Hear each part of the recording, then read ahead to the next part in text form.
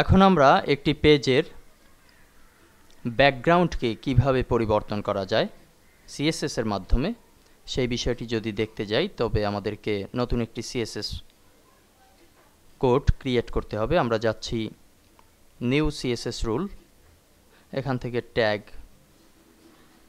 Class থাকবে, selector type, name দিচ্ছি background,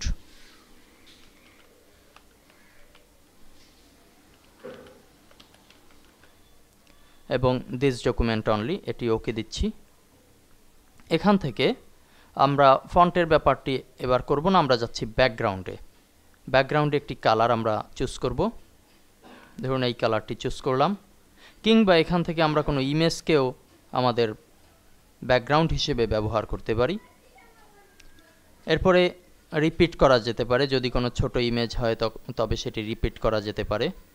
আরও কিছু সেটিংস আছে। যাই হোক, আমরা এখন ব্যাকগ্রাউন্ড কালারকে পরিবর্তন করব।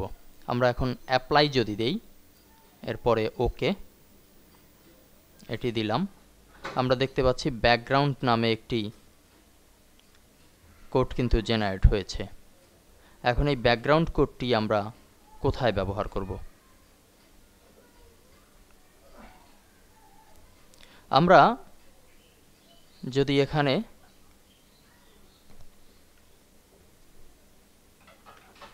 আউটপুটটা একটু দেখে আসি যে কি আছে এই মুহূর্তে।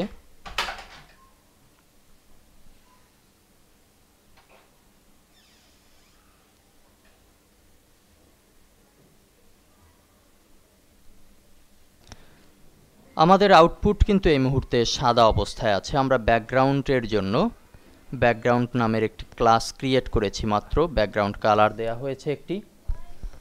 এখন এই ব্যাকগ্রাউন্ডটিকে আমরা চাচ্ছি যে সমস্ত জায়গাতেই এই একই ব্যাকগ্রাউন্ড ব্যবহৃত হবে। সে কারণে আমাদেরকে যেতে হবে বডির পাশে আমরা যদি একটু এন্টার দেই, ড্রিমওয়েভারে একটি সহজসাধ্য বিষয় এটি।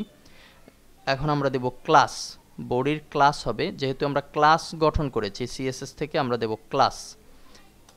ক্লাস দিলে আমরা দেখতে পারবো যে এখানে ব্যাকগ্রাউন্ড নামে একটি ক্লাস কিন্তু চলে এসেছে। অন্যান্য আরও ফন্ট স্টাইল 1 স্টাইল 2 এই ক্লাসগুলো থাকলেও আমরা চুজ করব ব্যাকগ্রাউন্ড।